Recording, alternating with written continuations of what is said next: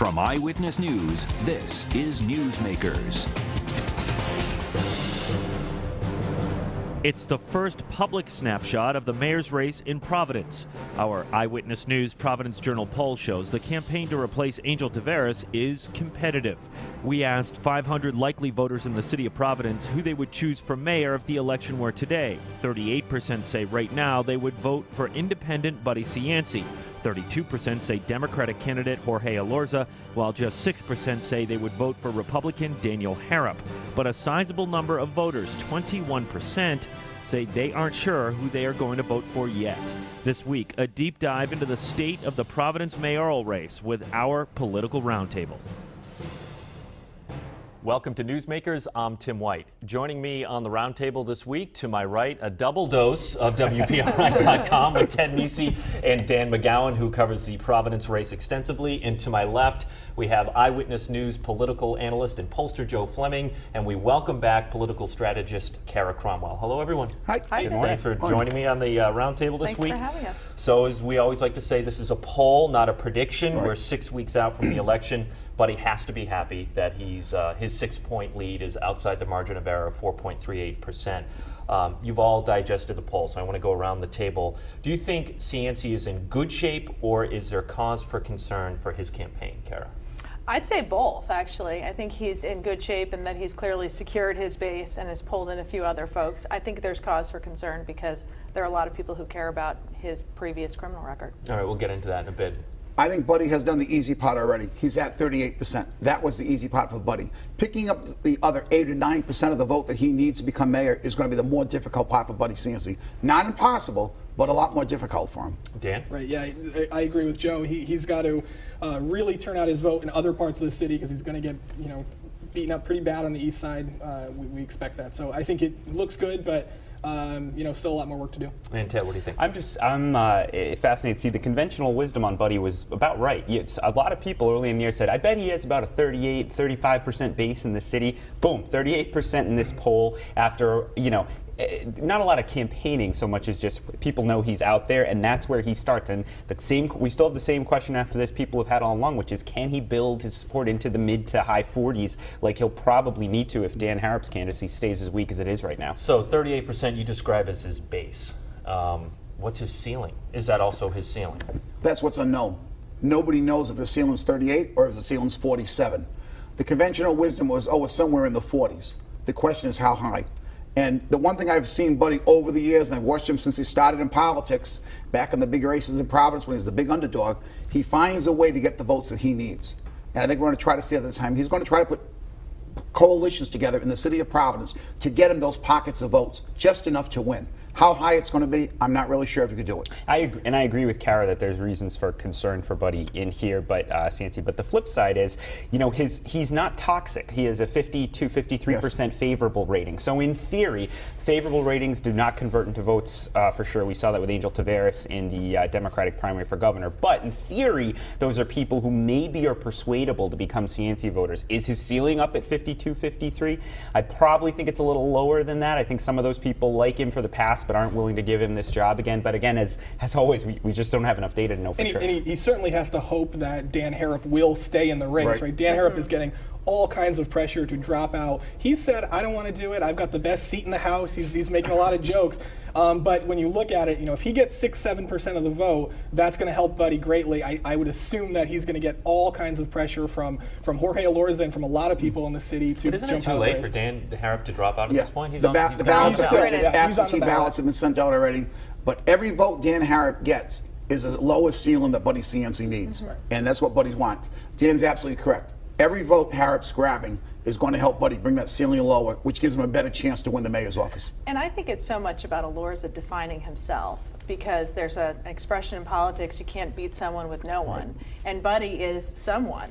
And if Elorza doesn't define himself as a good alternative, then those are votes that go to Buddy or they stay home. So it just changes the math. And it's we are in an environment, Buddy Cianci, there aren't a lot of environments where people could have seen him running. I think this is one where he saw the opportunity. People aren't thrilled with life in Providence right now. We have 45% of voters saying it's in the wrong direction. Only 33% say the city's going in the right direction. Still talk of bankruptcy in the air. The roads are still a mess. The taxes are high. I mean, Angel Taveras lost Providence in the Democratic primary for governor. So that brings up a question that I have. Taveras said he would do anything he could to help Elorza get elected, but when you consider the numbers that Ted just laid out there, does that help Elorza when a lot of people don't feel the city's going in the right direction? And we should say Taveras in our poll is still very popular in favorability ratings, but he had mediocre job approval numbers. I think because he's popular, it will help. Also, keep in mind, the job approval numbers are down for various reasons. One of the things is he was beat up very badly during the Democratic primary. That hurt him. We're also seeing a big, I guess, perception of rising crime in Providence right now. And who do you blame for that? It goes back to the mayor. So that, again, brings his numbers down. But I think he definitely could be a help to him. Remember, over 60% of the voters in Providence are Democrats. So being a Democratic mayor, that's going to be a plus for him. But how much it's going to help, that remains to be seen. This is going to be till they get to know Jorge Elorza. Right now, they do not know him. Why don't we bring up, you brought up crime, and we asked a question about crime in this poll. So let's bring up those numbers. And we found that 60% say they are very concerned about crime, 30% somewhat concerned, and then just a handful, a total of 8% are either not very or not at all concerned. Joe, I'd asked you this before. I mean, everyone's going to say they're concerned about crime, right, but one number stuck out. The number that stuck out was the very concerned, 60%. That really surprised me. If it was like 25, 30% very concerned, okay. But when you get 6 out of 10 people saying they're very concerned about crime, that's on their mind now. They're seeing what's going on up in Federal Hill. They see what's happening in other sections of Providence. They're getting nervous about that. And that's becoming a very important issue to them right now. So, but Dan, the violent crime rate is the lowest it's been in 25 years in Providence. And Buddy Cianci, when violent crime rate was higher, correct me if I'm wrong, in the 90s, was mayor at that point. But yet, he's able to parlay this into, I'm going to be the crime guy, I'm going to fight crime. Well, so one of the things that Buddy Cianci has done very well is, remember, the crime across the country, in every city in the country, is down over the course of the last 25 years, with the exception of very few. And so Buddy's allowed to say, look, I was mayor and crime was down as well. The problem is that it's not as down as it is now. And so, Buddy can still jog people's memories and say, look, we had more cops on the streets. You felt safer. That's the key. You felt safer. It's perception is everything with crime. It's all perception, Tim. Right now, the perception is crime is a major problem in Providence. The facts may show differently, but the perception to the voters is that's a problem. Buddy's trying to capitalize on that big time. And that's smart because the polling shows that Buddy voters are even more concerned about crime. 73% of Buddy voters rate crime as very important. There was a big discussion of crime in Providence during the governor's race. You had paid advertising driving up the concept, the perception that crime is a real issue in Providence. And let's not forget that we had a gubernatorial candidate have his car stolen during the race. Both a member of Congress and a sitting mayor had their cars broken into in fairly high-profile incidents. Whether or not violent crime is up, certainly the kind of crime that affects people every day has been well publicized, if nothing else. All right, I want to put the control room on their toes here. I want to bring up a favorability number for Jorge Elorza. And Kara, I'm going to go to you on this because you had talked about Jorge's unknowns, the people who don't know about Jorge Elorza. And here the numbers are. 45% say they have a favorable opinion of him, 8% unfavorable. 18% unfavorable, 37% don't know. That's sort of surprised me that 37%, nearly 40% of the voters in Providence don't know after he just had a really high-profile primary race. With little paid advertising. I'll go ahead and say that. Okay, but aren't mayoral races not about, and when you say paid advertising, I think traditionally TV, obviously, but that's not really where you dump your money in a Providence mayoral race. No, but he also didn't have the advantage of being an incumbent. He didn't have, the Solomon advantage of having a known name. So he really was new to the scene. Judges are not, well-known figures. Municipal court judges. Yeah, exactly. So, and a law school professor. So stepping into the race in a crowded field, as crowded as it was initially, it didn't really help him that much. And how do you change that number in a Providence mayoral race? The goal for Jorge Elorza has to be to get over to the south side and convince those folks to support him. Remember, he lost in the primary on the south side to Michael Solomon. Now you see Michael Solomon, holding unity rally events with him. He's got to convince the folks on the South Side to break his way. And if they do, he's in a very good position to win the race. And I think he needs to be on TV, on radio, and on big billboards in Providence. And he knows that too. I mean, I was hearing this week about the calls Jorge Lorza is making to folks who could provide rate checks to his campaigns, people who maybe were with Michael Solomon or Brett Smiley until a few weeks ago, saying, look, and frankly, part of his pitch is an anti-Cianci pitch. It's, look, I'm your guy. You have no choice. Get with me or else you're going to have Buddy Cianci as mayor. And that appeals to some folks. With a high number of voters not knowing who he is, gives him the opportunity to define himself. But it also gives Buddy Cianci the opportunity to define him, which Buddy has already started trying to do, talking about the plagiarism, the arrest, the income tax, religion, trying to make sure that his positive numbers do not go up. Because right now, those who do know him, it's a 2.5 to 1 favorable to unfavorable, which is a very good number. If these 37% break the same way, he's going to be in a very good position to win because he'll be an alternative to Buddy. Let's bring up Buddy Cianci's favorability ratings, if we could. We have 53% favorable, 37% unfavorable, 10% don't know. Joe, just before we get into his favorable numbers, so are people saying they don't know who he is, or they haven't formed their opinion as to whether they like him or not? Because he seems to me like he's a polarizing guy. Yeah, either you like him or you don't. Well, he is, because 30% had a very favorable opinion, 25% very unfavorable. This 10%, I was a little surprised. It could be people who just don't want to say, don't want to give their opinion. They're nervous. You know, Buddy Cianci may get people nervous at times, so they want to just stay away from those types of things. Or there are new people in Providence who really don't know much about Buddy Cianci. Remember, it's been a number of years since he's been mayor. Providence has a population that moves around quite a bit in different parts of the city, so they may not have a real clear picture of Buddy. But he is polarizing. 30% very favorable, 25% very unfavorable. Those 30% are definitely for him. Those very unfavorable, I thought that was a pretty good number for Buddy Cianci, too. I mean, if you think back to our May poll of the governor's Democratic primary, Gina Raimondo was sitting around 53% favorable. So that's a perfectly respectable number for a candidate to be at, 6 or so weeks before the election. But again, it's so hard because Buddy Cianci, he's different from almost every other politician. There are much stronger opinions about him. People know more about him. And so you just wonder if there's maybe less softness in, we have more than 60% of people in this poll did not choose Buddy Cianci for one reason or another, whether they like Jorge Lorza, they say they're undecided or whatever. How many of those people are truly open to casting a ballot for Buddy Cianci in the fall? I just don't think we really know that. Well, go ahead, Kara. I was just going to say, the race for mayor is different than other races, too. People like to have a big personality. If you think about Mayor Menino, or even I was in D.C. during the Marion Barry years. I mean, talk about somebody who was, reelected and, with this rehabilitation theme.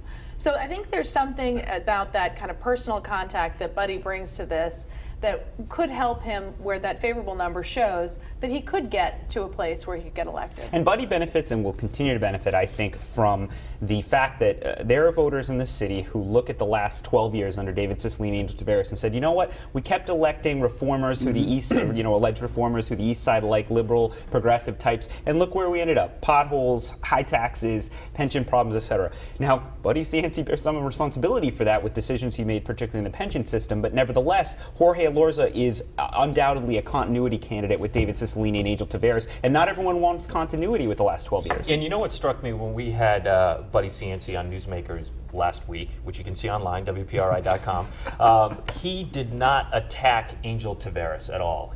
He almost, as you said, he spread it back towards David Cicilline. Did that surprise you?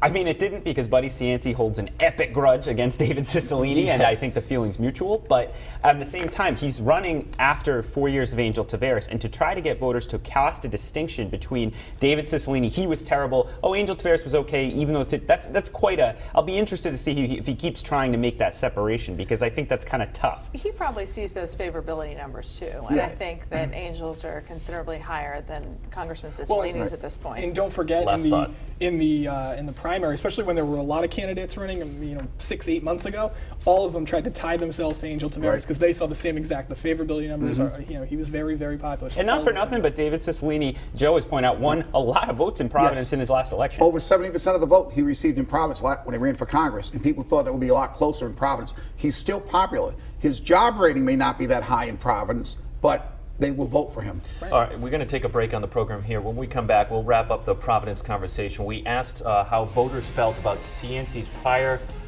conviction. We'll have some numbers there, and then we're going to touch base on the gubernatorial race as well. Stay with us. You're watching Newsmakers.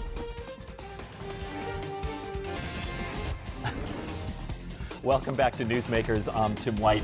This week we have a political roundtable. We're examining a Providence poll that WPRI and the Providence Journal released this week. To my right, we have Ted Nesi and Dan McGowan, both of WPRI.com. We're with pollster and Eyewitness News political analyst Joe Fleming and political strategist Kara Cromwell. All right, so we asked a question here, Joe, about Cianci's prior conviction, and this is his corruption conviction. Right. 55% said they were very or somewhat concerned. 41% of voters said they are not very or not at all concerned, and people clearly have made up their mind on this issue. 4% aren't sure. The big number to me here, Joe, is when you look at the 21% who say they haven't made up their mind in the mayor's race yet, who they're going to go for. That's the key thing with these polls, Tim, is looking at the internal numbers to see what they show. That sort of gives you an idea sometimes how the vote's going to go down the road when you're 6 weeks out. The voters were not sure. 40% of them said it was very important, they're very concerning to them. Another 23% said it was somewhat concerning. So 63% of the voters have a problem. The undecided voters have a problem with Buddy Cianci's conviction. Now, I don't think he can get that 40%. That 23%, he may have a chance for because they're only somewhat concerned. He has to convince them that in spite of my conviction, I'm the person who can do the job and get Providence back on its feet and get Providence going the way it was and the way it should be. Those are the voters he may have a chance to get. He has to work hard. On the flip side, Jorge Elorza is looking at that 23% as well, isn't he? Yes, he is. There's no question. Again, Elorza wants to get better known and prove, hey, look, you have a question about Buddy Cianci. I'm capable of doing the job. Here's my background. Here's what I stand for. Now vote for me. I'm not convinced, though, that the convictions are going to be something that moves a lot of voters. It's been discussed to death, Buddy Cianci's convictions. He himself has a million lines on how to push back at that. I think Elorza, it would be perhaps smarter for him to focus more on Buddy's record as a mayor. Policy, the pension stuff, you hear that getting talked about more. People are starting to realize that there's a connection between some of the financial struggles the city is having right now and decisions made by the Cianci administration. That could be new to voters. I don't think the conviction is going to be new to almost any voter at this point. But some of them may say, oh, what do you mean he didn't manage City Hall? I thought he was good at managing City Hall. He just got in trouble for whatever happened. I was going to say, I think you'll see in the mayor's race a lot of that being done with direct mail. Not so much TV or radio. It'll be direct mail right to the voters' homes. Here's the facts. When Buddy was mayor, here's what it was. Tax increases. Pensions being set up to go out of control years down the road. We're paying for it right now. That, I think, will be the message they'll try to get across. Well, and Jorge Elorza has this weird situation of he needs to pull in some of Dan Harrop's voters, some of the maybe more conservative, undecided voters. You need to remind the voters of Providence that Buddy Cianci, despite the fact that he's been on a conservative talk radio host for the last several years, actually was very much a tax and spend mayor, very much a liberal, at least financially. A big city, he was based a lot like a big city Democratic mayor. Right. The old saying in FDR's administration, we're going to tax and tax, spend, and get vote and vote. Well, I remember before Buddy announced in June 25th, I think, we were all wondering if he was going to run as a Democrat, right? As a not maybe because he's a dyed-in-the-wool Democrat, but because that was what he might have seen his path to victory. I can see a lot of voters, though, if you do have a kind of tax and spend model in a city like Providence, they're okay with spending the money if you get the services. If they're, they don't mind the high property taxes. The East Side certainly has plenty of people still living there, but they want more out of it. And I think the idea is that Buddy can make it shiny again. Dan, before we get off the mayor's race, Providence Police Officers Union, the FOP, endorsed Buddy Cianci. Considering Cianci's past, does that send a curious message? I think, just judging anecdotally by the feedback I got, people were shocked that this happened. I'll be honest, I wasn't. He was very much generally well liked by the public safety unions during his time as mayor. The union membership, if you go to the FOP offices, in Olneyville, it's an older crowd there. They remember Buddy. They like Buddy. You're not seeing a lot of those young officers turn out and vote in those type of elections. And we say spend and spend. Where did the spending go? Some of it went to the salaries and benefits of union members in the city who felt they were taken good care of and had decent wages and benefits from Buddy. And compounded colas. But keep in mind, back when Buddy was mayor before, there was a residency rule. The police and fire had to live in the city of Providence. So that brings up my question. Now they don't. So he gets the police officers, he gets the firefighters endorsement. Might not be a lot of votes. How does that help? But here's how it helps, right? Okay. So Yep. you look at the 60% of voters who are very concerned about crime. You Yep. stand, you hold a press conference with the union president. You say we're going to put more officers on the streets. Correct. That's the way Correct. it helps. It's Yep. not so much direct No. voters. It's not. the message. All right, governor's race. You know, before we even get to it, Who's hosting the show? fact that we have just Dad. spent a block and a half of this program with a heated governor's race talking about the mayor's race and Buddy Cianci, that is the impact Buddy Cianci has on this entire election year round. Because we're going to talk about the governor's race. We might not get to lieutenant governor, secretary of state, treasurer, attorney general, and he is sucking up oxygen that those other candidates need. So it's just, this is. So in the governor's race, Ted, who does that help or hurt that Buddy Cianci sort of overshadowing the governor's race? Do you think? I think the governor's race is the one race that can compete somewhat with Buddy Transcend it a little Cianci. bit. Yes, I think Gina Raimondo and Alan Fung will be able to resonate with voters. I think it's more a question of what it does to Dan McKee and Catherine Taylor for lieutenant governor, Dawson Hodgson and Peter Kilmartin running for AG. And I have to think that usually whoever the fundamentals are with, which is usually going to be the Democrat in Rhode Island because of party registration, that could benefit those candidates if there just isn't much scrutiny of their races and people go in to vote in the other ones and say, well, I'm a Democrat, I usually start with okay, I'll vote for Nellie Gorbea or someone like that. So the gubernatorial candidates spent a ton of money to get through the primary. They drained, for some part, they drained their bank accounts. I have to imagine they're feverishly fundraising at this point. Is that what's happening I behind would the think scenes? Because so. it's all quiet. It's almost eerily quiet right now in that race. It is, although Alan Fung did get a match. So he was awarded $1.1 million to his bank account, I think within 5 days of the primary. And got a TV ad. And he's got on a TV. ad. Right. And Treasurer Raimondo, I'm not exactly sure where she ended up, but she, I think, spent her account pretty far Almost down. entirely, Almost entirely down. And so she, I'm sure, has been fundraising. And they'll be relying, I'm sure, on outside organizations like the RGA and the DGA and Emily's List to help kind of fund at least the TV buy of the campaign. I expect to see a lot of independent expenditures between now and November on TV, where we had none of that For in the folks at primary. home, that Right. is. Independent groups who have no contact with the candidates, but are giving an opinion one way or the other. So you'll see a lot of pro Gina and a lot of pro Allen and a lot of negative Gina and a lot of negative Allen. And they didn't agree to a Right. People's Pledge. People's Pledge. For all this reason, whether we're talking about, we're going to see a considerable amount of Right. outside spending. What do we think the turnout's going to be? I looked before walking into the studio, and it looked like the governor's race in 2010 got about 342,000 people who voted in the governor's race. Do we think it's going to be around there? And keep in mind, there wasn't that. I mean, at that point, the Providence mayoral race wasn't much No. of anything. Anything. No. It had been decided in the primary with Angel Tavares. So what do you think? Probably around 350,000, which is what normally does in the state of Rhode Island. Could get a little higher if the race heats up. There's the U.S. Senate race and the congressional races are not that hot this year. So statewide, the main hot race is going to be governor. If all three of those candidates can really get the voters excited, you may see an increase in turnout. But I would say about 350. So we haven't seen any polling data, or there hasn't been a public poll done on Right. this race just yet.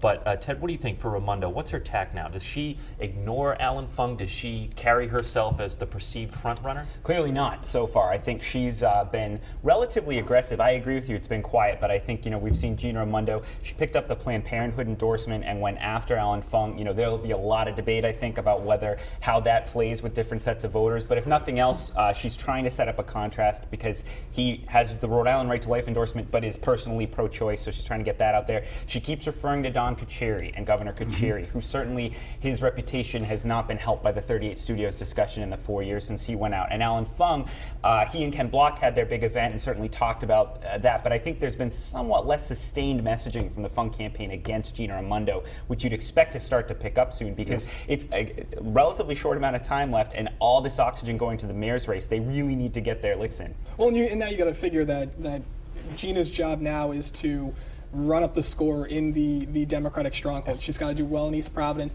Now, she won Providence last time. Now she needs to win in convincing fashion. I would not be surprised if she's with Jorge Alorza on the south side, making sure those folks vote for her in the general election. Keep in mind, she won in Democratic areas in the primary. No one expected her to win it. People did not expect her to carry Pawtucket, Providence, East Providence, Newport, Woonsocket. She carried areas where people thought the opponents would carry. So she does have some strength there. However, Alan Fung's going to be able to grab a lot of the small city and towns around the states. and try to build up big numbers in those areas to try to offset the Democratic areas. And again, it comes down, Cranston or Warwick are always very key in statewide elections, especially the city of Warwick. I just think that race hasn't really congealed yet. I think we don't know what the shape of play is going to be. I think there's been so much Providence focus since we got past the primary there. I think October will be a much more visible month for the governor's race. And I think there's a little bit of exhaustion probably on both sides from having such contentious primaries. And so the idea of turning around and going head to head again is, there's a little wariness.